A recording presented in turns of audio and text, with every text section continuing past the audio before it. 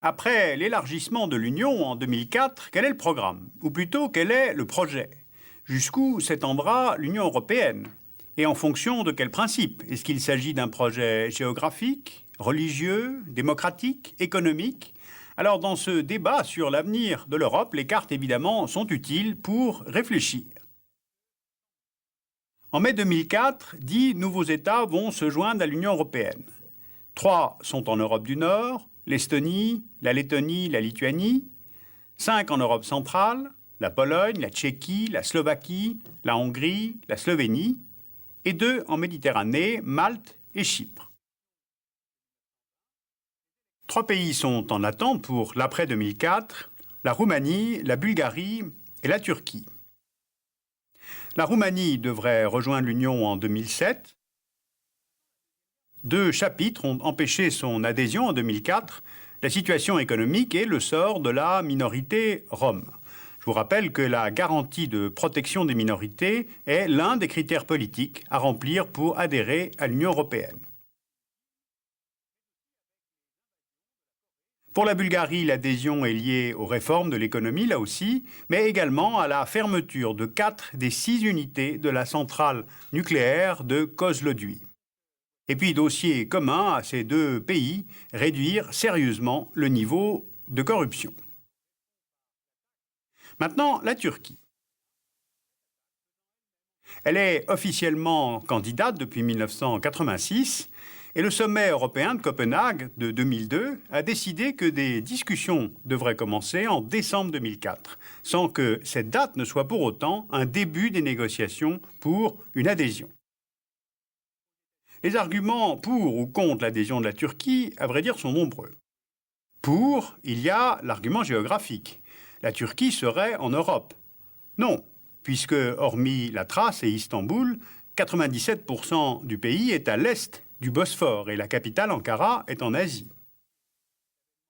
Contre l'argument, le pays doit opérer de nombreuses avancées dans le domaine des droits de l'individu, droits des minorités. Et puis, l'hypothèse de voir ce pays dans l'Union fait peur, même si c'est politiquement incorrect de le dire ainsi. Car avec 67 millions d'habitants aujourd'hui, la Turquie serait le pays le plus peuplé de l'Union européenne dès 2010. Ensuite, les Turcs sont musulmans à 97%. Alors, est-ce qu'on a envie d'avoir un pays à majorité musulmane en Europe? Sauf que la question ne se pose pas exactement ainsi. D'abord parce que la Turquie est un pays à régime laïque, grâce aux réformes de Mustafa Kemal en 1923. Ensuite, l'Union européenne ne prend pas en compte les appartenances religieuses, justement. L'Union est un projet laïque. Donc, un peuple turc, musulman, le problème n'est pas là. Sauf que justement, un ancien Premier ministre français estime qu'une Turquie dans l'Union pourrait justement être utile au rapprochement entre les civilisations qui en ont précisément bien besoin. Et puis l'histoire nous rappelle que Byzance, c'est-à-dire l'actuel Istanbul, est une part de notre patrimoine européen. Byzance a aussi été capitale de la chrétienté. La Turquie est un important allié dans l'OTAN, un important allié des États-Unis. Mais alors, la Turquie dans l'Union, est-ce que ce n'est pas une décision qui pourrait diluer le projet européen? Ce serait peut-être bon pour la paix, mais est-ce que ce serait bon pour l'Union européenne? Vous le voyez, au moins cette candidature turque a le mérite de soulever la question des frontières de l'Union et ainsi de la nature même de l'Union. C'est d'ailleurs une question que soulève aussi l'Israélien Benjamin Netanyahou quand il dit que si la Turquie devenait membre de l'Union, Israël pourrait aussi être candidate. Non pas pour des raisons géographiques, évidemment, mais parce que plus de 50% de la population israélienne est d'origine européenne. Son économie est très développée, ses institutions, justement, sont démocratiques. Alors, c'est quoi les limites de l'Union? Jusqu'en 1989, les limites de la CEE étaient situées sur la ligne de partage entre le monde capitaliste à l'ouest et le monde communiste à l'est. Cette ligne de séparation était politique, elle était idéologique. Mais depuis que cette frontière a disparu avec la fin du rideau de fer, la question est de savoir s'il existe des limites à l'élargissement de l'Europe. Est-ce qu'il s'agit de frontières géographiques, avec au nord l'océan glacial arctique, à l'ouest l'Atlantique, au sud, les détroits de Gibraltar, des Dardanelles, du Bosphore. D'ailleurs, on se souvient que lorsque le Maroc avait fait acte de candidature en 1992, on lui avait signifié fermement, nettement, sa non-appartenance au continent européen.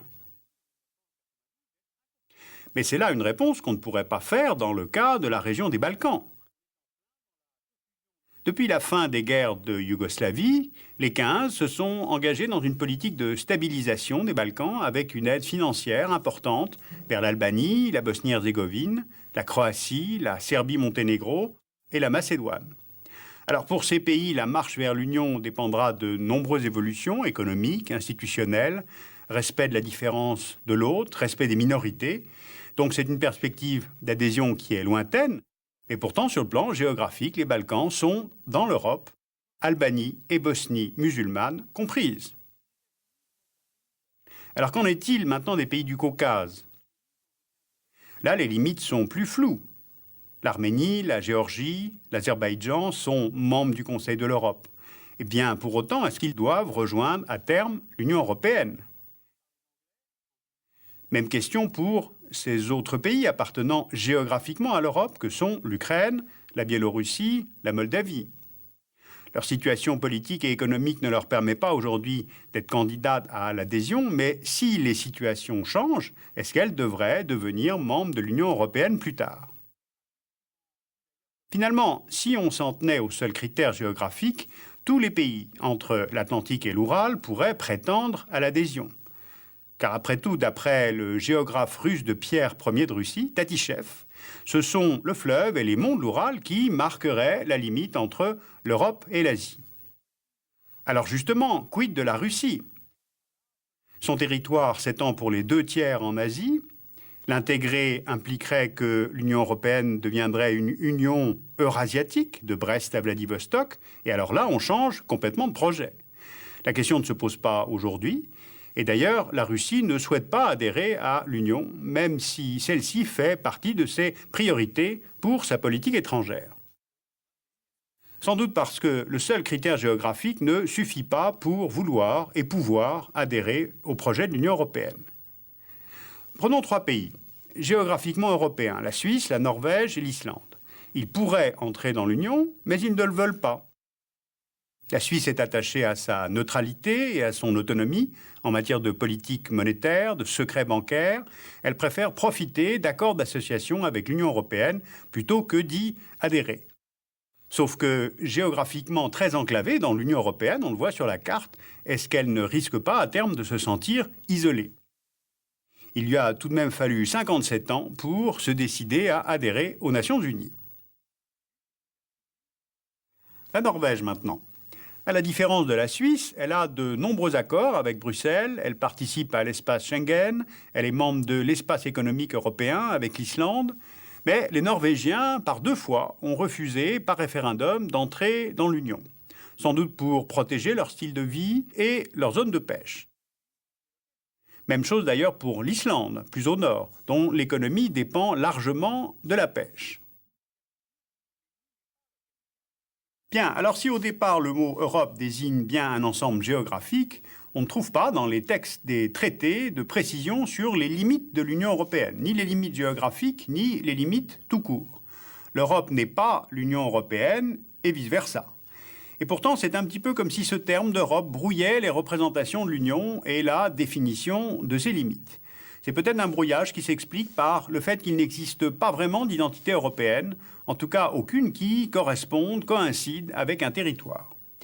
L'Union européenne devra donc inventer autre chose à proposer aux États européens de son voisinage pour créer, comme on dit, des anneaux de pays amis, en proposant à la Turquie, à l'Ukraine, à Israël, au Maroc, un partenariat politique, stratégique, économique. Car tous les pays de l'Europe ne pourront pas être membres de l'Union. Pourquoi tant d'États veulent y adhérer? Pourquoi tant de migrants veulent-ils entrer dans l'Union? C'est bien parce que celle-ci est victime de son succès.